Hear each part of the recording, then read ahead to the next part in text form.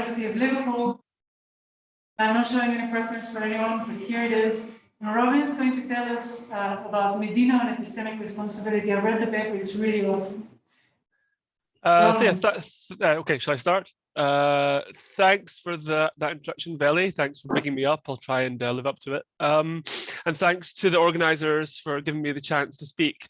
Apologies if I missed your talk this morning. I've been teaching, having meetings, all that boring stuff. So I thought I'd quickly start by saying one thing that I'm trying to do in this talk. There's a few other things that might get drawn on in the Q&A, but let's just focus on one thing for now.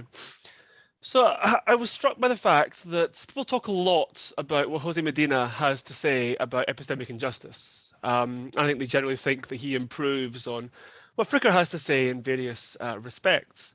But when you actually read the Epistemology of Resistance, his book from 2012, what you find is he actually says a lot more about epistemic responsibility and responsibility for the things that are involved in epistemic injustice, like prejudice and so on, than he does about epistemic injustice. And what he says about epistemic injustice is kind of within this framework that he gives us for thinking about responsibility. So my aim in the talk is essentially to outline Medina's account of epistemic responsibility as I understand it. I think this is important because, number one, his account is interesting and worth taking seriously. And number two, I think it helps to deal with the kind of problem that some think that people like Medina that do virtue epistemology end up having to face. Okay, so that's the preamble. Let's start with the talk. So here's the plan for today. There are three things. First of all, I'm just going to talk a bit about the kind of virtue epistemology that Jose Medina does, which I'm going to call liberatory virtue epistemology. I'll also introduce the problem that I said that virtue epistemologists of this kind tend to face, which I'm going to call, following Heather Battley, the responsibility problem. In the second part of the talk, I'm going to outline Medina's account of epistemic responsibility as I understand it, and explain why I think it helps to tackle this problem. Finally, I'm going to briefly finish by saying a few words about how, from the perspective I'll develop in the second part, we can think about responsibility for epistemic injustice. And I think it's quite a different way of thinking about it to the way in which, for example, Fricker tries to think about it in her book on epistemic injustice. So that's the plan. Let's start with the first part. So very quickly, what do I mean by virtue epistemology?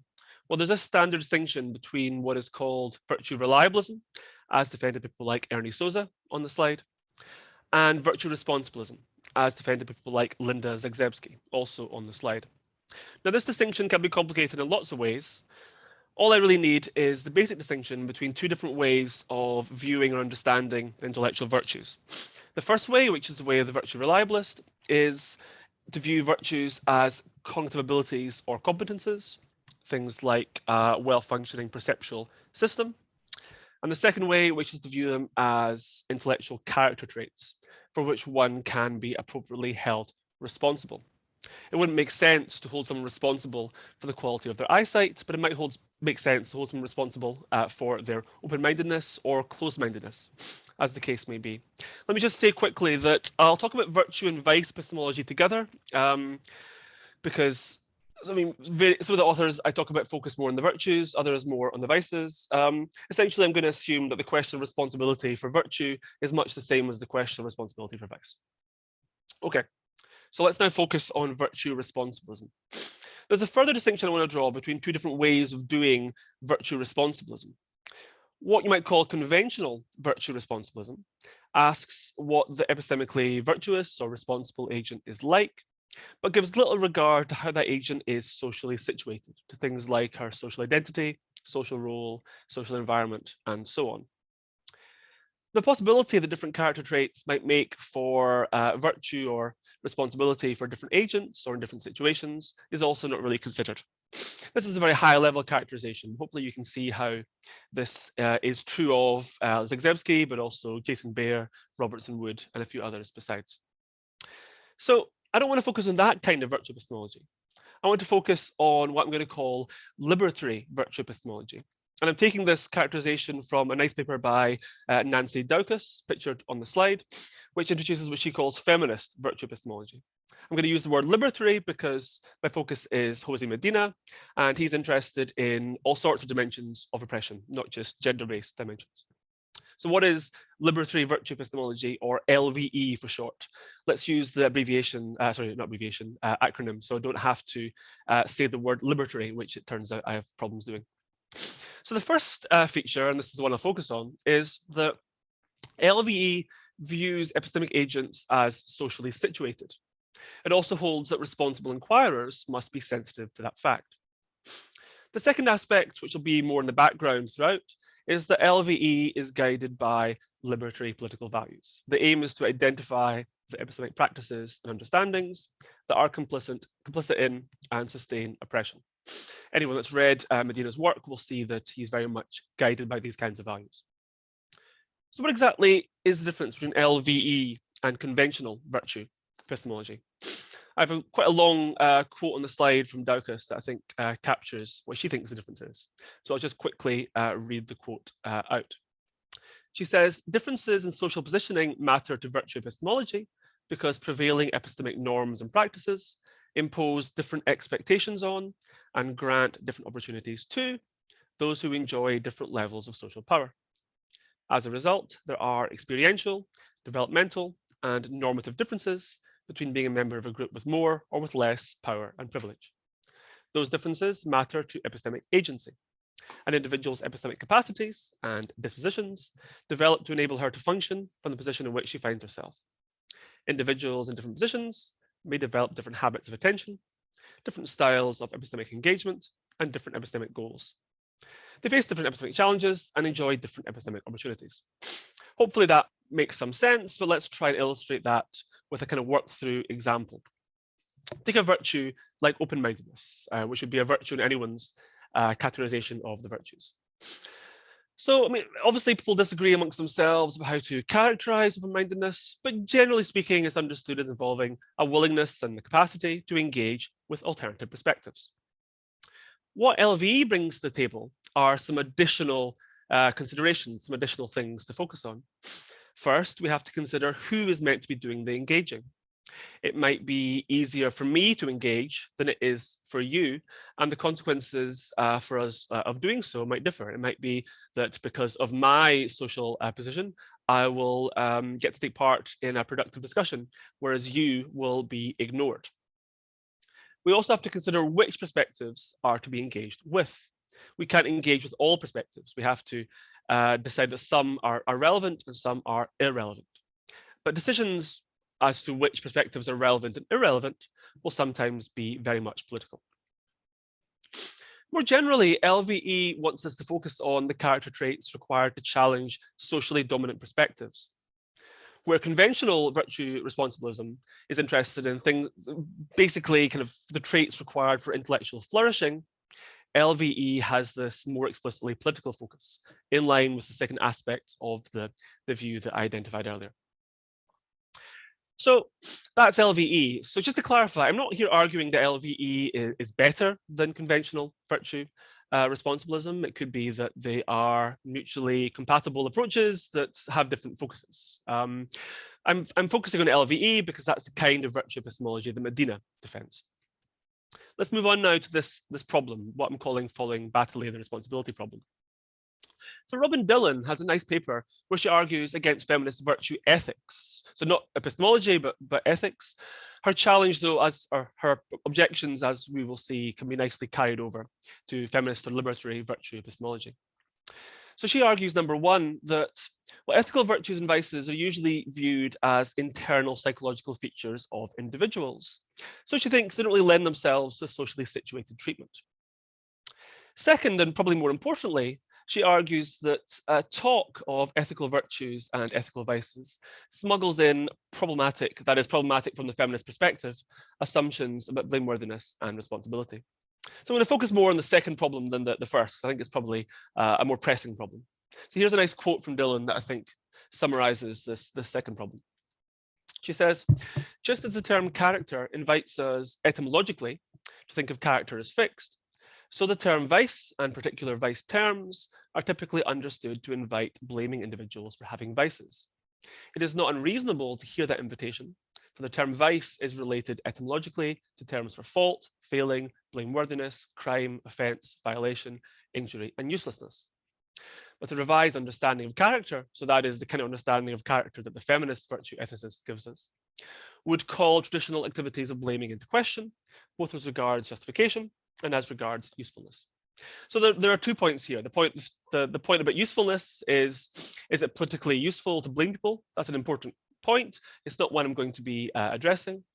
Rather, I'll be focusing on the point about justification. So from the feminist perspective, is it justified to blame people for character traits, given the fact that we're understanding people as socially situated in the way in which feminist philosophers generally do? So let's just put feminist virtue ethics to one side and focus again on LVE. Hopefully you'll agree that if feminist virtue ethics faces these problems, so does LVE. First of all, intellectual virtues and vices wouldn't lend themselves any better to a socially situated treatment than ethical virtues and vices. Second of all, talk of intellectual virtues and intellectual vices would smuggle in the same kinds of assumptions about blameworthiness and responsibility. And if they're a problem for the ethical virtues and vices, they're a problem for the intellectual virtues and vices too. Epistemic here is in brackets with a question mark after. This is probably a good point for me to say this. I'm not going to be addressing the question of whether the species of blame in question here is distinctively epistemic, although I'll be saying something towards the end about this from Medina's perspective. Really, for my purposes, all that matters is that this is a kind of blame that epistemologists have the tools to say something about. It's a further question whether it's a distinctively epistemic form of blame. Perhaps it isn't. I don't think anything I'm going to say in this talk really requires that. The point is just that epistemologists are, in fact, interested in it because they write about it. And second of all, I think they have some of the tools to say interesting things about it.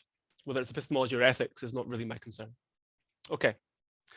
I think we can maybe sharpen the problem here. That's meant that the problem is meant to be for LVE here. If you look at what Heather Battley says under this term, the responsibility problem. So she's interested in a problem that she thinks arises for vice epistemology, but by extension, it will also arise for virtue epistemology. And she puts it in the form of a dilemma. She says, either you'll be responsible for a character trait, intellectual or otherwise, because you have control over whether you have or continue to have it, or you'll be responsible because it defines the kind of person or thinker that you are. But she thinks there's a standing challenge to show that we can be responsible for our intellectual character traits in either of those ways, given the fact that we are creatures of our upbringing. Someone who's dogmatic, well, they might be dogmatic because that's the way they've been brought up. How exactly can we kind of separate the individual from their environment in the kind of way that would be required?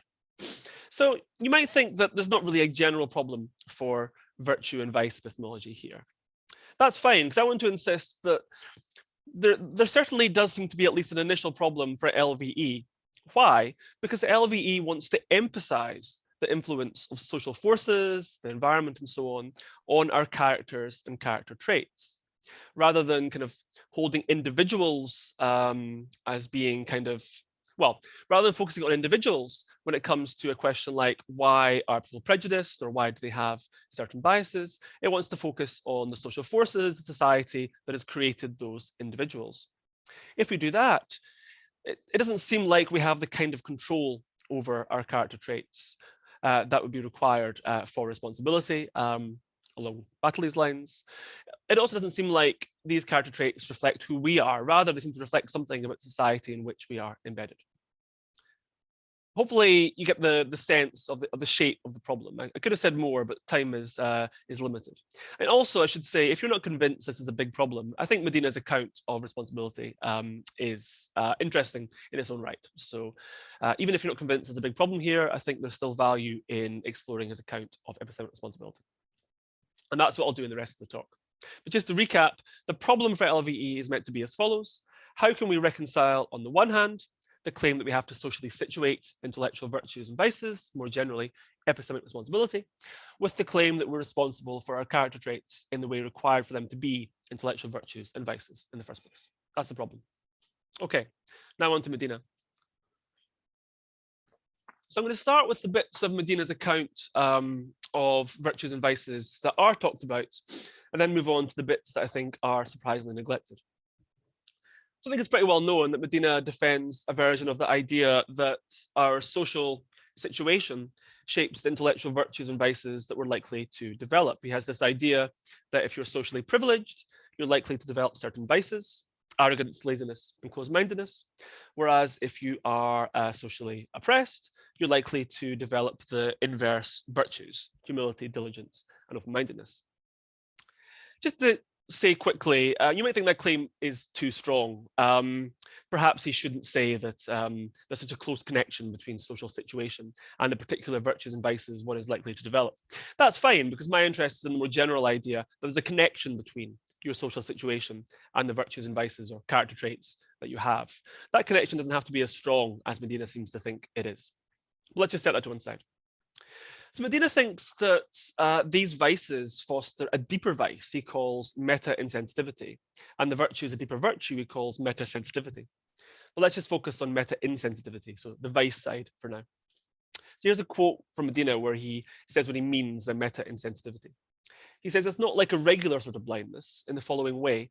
A blind person has no access to a whole range of situations, but typically has an acute awareness that there is much more to the empirical world than what she or he can perceive. By contrast, the meta-blind ignoramus arrogantly assumes that there is nothing else to perceive beyond what she or he can see or hear. It is this persistent, stubborn denial that defines meta-blindness, the inability to recognize and acknowledge one's limitations and inabilities. So hopefully the idea here is very clear. Meta-insensitivity is ignorance of your limitations, what you don't know, your biases, your prejudices, your vices, and so on. It's a troubling form, perhaps the deepest form, of self-ignorance. So Medina views this kind of ignorance as active. He doesn't think that the meta-insensitive person chooses to be ignorant exactly, but he thinks it can't happen without their active participation, because meta-insensitivity involves an unwillingness to adopt a critical attitude towards yourself, and he seems to think that, well, anyone can choose to adopt such a critical attitude. So when you focus on this part of what Medina says about virtue and vice, and then translate that to responsibility in general or responsibility for epistemic injustice, you get an account that looks a lot like Fricker's, because Fricker says things about being critical and scrutinizing oneself and so on. To just focus on that, though, is to ignore all the other stuff that Medina says about responsibility for vice, for active ignorance, for epistemic injustice, and all these things. So all I'll attempt to do now is make sense of all the other stuff that he says that is not so often talked about. And I'll do that by identifying 4 themes. And this is drawing in particular in chapter 4 of the epistemology of resistance. Rather than go through the themes one by one, rather than go through the themes right now, I'll go through them one by one, starting with the first. So Medina thinks that we have to assign responsibility on a case-by-case basis, taking context into account. Medina frequently describes himself as a kind of contextualist, although not a kind of DeRose, Lewis, Cohen kind of contextualist, of course. What does that mean, though? Well, Medina says things like this. We shouldn't kind of ask the question of whether we, in general, are responsible for our virtues and vices or the consequences thereof. Rather, we should look at the context in which responsibility is assigned to particular individuals. The question is this particular person responsible? Not, are we in general responsible? Or what conditions must we meet in order to be responsible? So the idea is that we can ask whether it's reasonable to hold someone responsible on the basis of what we can reasonably expect of them in particular. For example, can we reasonably expect this particular person to interrogate their ingrained prejudices?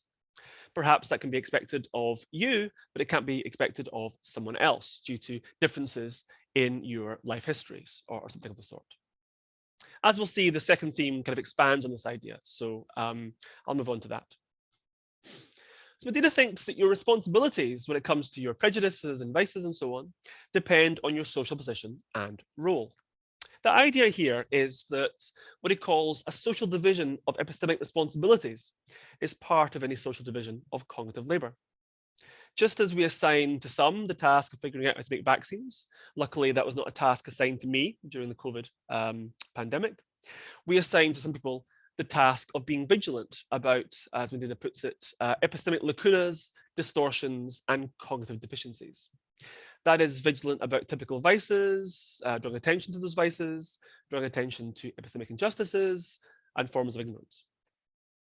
So Medina thinks that certain people have got special responsibilities here, in the same way that a scientist who works on vaccines has a special responsibility to develop vaccines. He singles out educators, parents, and public officials here. So the crucial point is that he thinks that people that inhabit these social roles have special responsibilities merely in virtue of inhabiting those roles, not because of any particular qualities that they possess.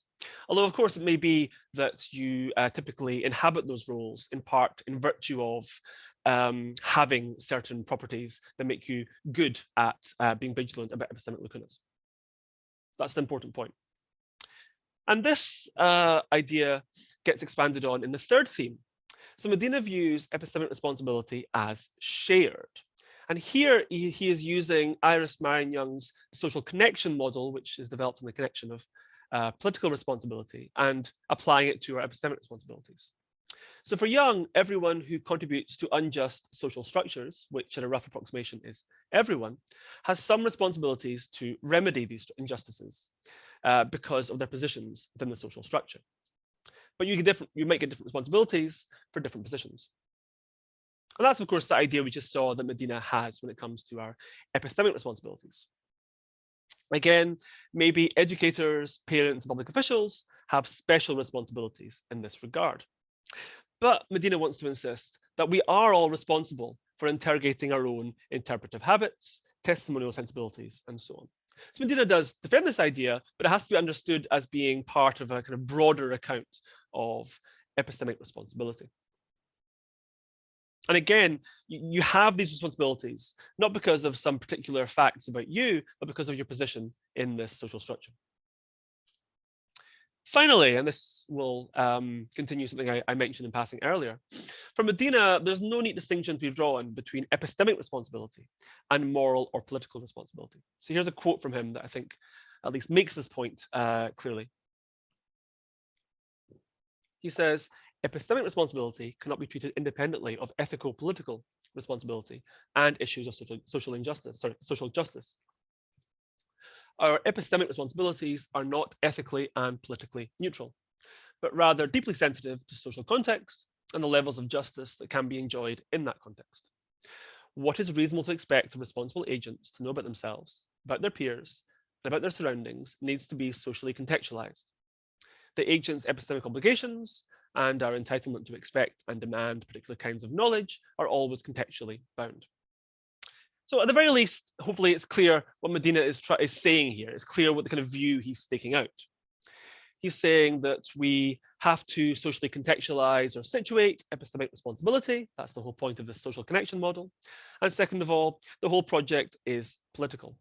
But I must admit, there's not an argument here for closely tying these things together. Okay, I'll not say any more about that for now. Let's move on. So what exactly is Medina's stance on this responsibility problem? How exactly is he solving it? Put simply, he's denying some assumptions on which the problem, at least in Battley, but perhaps also in Dillon, is predicated. Far from posing a threat to the idea that we possess intellectual character traits for which we can be responsible, our social situatedness for Medina is the grounds of responsibility for our traits and for epistemic responsibility in general. So you might say that you might say to me, I can see that's what he wants to do, but how exactly is he doing it? This is nice rhetoric, but how exactly does it work in practice? Let me try and go into the details a bit more. So Battley's responsibility problem seems to assume that we start by asking about the conditions under which someone in general, any agent, might be responsible. So our basic question is clearly metaphysical. What are the conditions under which some agent can be responsible for having a character trait? And she thinks this leads to a puzzle, at least to the extent that it's unclear these conditions can be met. Medina starts in a different place. He starts by looking at how we assign responsibilities to individual agents within a particular social context. Again, an educator or a parent has certain responsibilities because of the social role that they inhabit, not because they satisfy certain conditions for being responsible. So they have a responsibility to interrogate their own biases, for example, because they inhabit this social role, not because they satisfy any conditions laid down by general account of responsibility. So it's not Medina's question isn't metaphysical, because he's making claims about the responsibilities that individual agents have. But the way in which he answers that question is quite different. In slogan form, for Medina, it seems like being responsible is not only closely connected to being held responsible is kind of the primary notion here. We understand what it is to be responsible in terms of what it is to be held responsible within a particular social context. Okay, so that's my attempt to explain Medina's account of epistemic responsibility and how it helps with this responsibility problem. I want to finish by very briefly developing these ideas in the context of responsibility for epistemic injustice. I think that Medina gives us an interesting angle on the question of responsibility for epistemic injustice. So the question of to what extent people can be held responsible for the epistemic injustices they commit has been discussed a fair bit in the literature, usually with particular attention to what Miranda Fricker has to say about the topic in her book. And in the book, Fricker seems to say basically, well, sometimes yes, they can be held responsible, sometimes no, they can't. So for Fricker, because epistemic injustices are generally the result of some form of ignorance or prejudice, she wants to try and trace back responsibility to responsibility for ignorance or prejudice.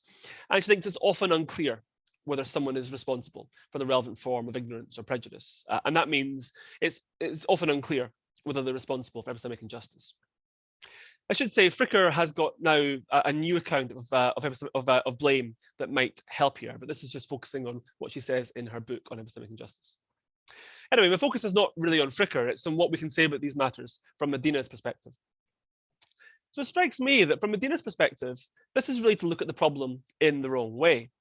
The question is not whether we can identify some sense in which we exert a relevant form of control over our biases, prejudices, stereotypes. The question is also not whether our biases and prejudices reflect the kinds of people that we are. The question is rather about the role that we play, both as individuals and collectives, in the perpetuation of epistemic injustice. What role do we play in the social structure in which epistemic injustice is committed? And our responsibilities will be tied to our position in that structure.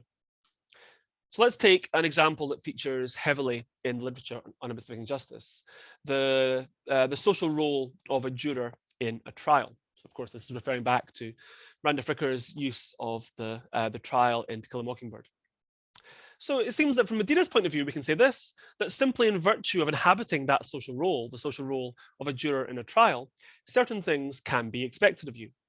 If you fail to fulfill those expectations, for example, by letting your prejudices interfere with your assessment of the case, then you're responsible for the results. And these results might include failing to believe the defendant, that would be epistemic injustice, and most importantly of all, a wrongful conviction, that would just be injustice simpliciter. Let's take a more minimal social role, for example, being a citizen in a democratic country, such as the UK. So even here, it's plausible that certain things can be expected of you, such as a willingness to listen properly to others when engaging in a debate with them. And again, if you fail to fulfill those expectations because of certain prejudices, you'll be responsible for the results. And again, that responsibility is tied to you in virtue of the fact that you inhabit this social role that has these responsibilities attached to it. Okay, so that's the basic idea. I just want to finish by quickly commenting on a possible way of understanding what I've been saying on behalf of Medina here. So one way I think that the sort of view Medina is defending is sometimes put is that he wants to get us to focus on or think about responsibility in a forward-facing rather than a backwards-facing way. The question is, what can we do about these injustices rather than what did we do in order that they were committed in the first place? And what I want to say is that this is at best misleading. Why? Well, notice that on Medina's account, we can perfectly sensibly ask about responsibilities for past events that are tied to we can perfectly sensibly talk about responsibility for past events. It's just that when we do so, those responsibilities have to be viewed as tied to the social roles that we inhabited at the time at which those events occurred. So there's no part of Medina's account that says that we can't say so-and-so was responsible for this thing that happened in the past, independently of the question of what so-and-so can do about it. Of course, it's not to say that Medina hasn't got this forward-facing aspect to his approach. Obviously, he's very interested in the question of what we can do about injustices. The point is just that he doesn't entirely ignore these backwards-facing questions. So that's why this way of putting it is at best misleading. Okay, I probably should have added a summary slide where I summarize what I've done here. So let me just quickly invent one on the spot. So as I said at the beginning, my aim here is to explore what Medina has to say about epistemic responsibility. I think this is worth doing because people are very interested in what he has to say about epistemic injustice, but they tend to talk about that and not so much on the stuff he says later on in the epistemology of resistance about epistemic responsibility. And I think understanding what he says there is really helpful for understanding what he has to say earlier in the book about responsibility for epistemic injustice, but also for the vices, the prejudices, and so on that are tied up in the committing of epistemic injustice. So hopefully I've at least convinced you that it's worth delving a bit deeper into the epistemology of resistance, and I look forward to your questions. Thanks for listening.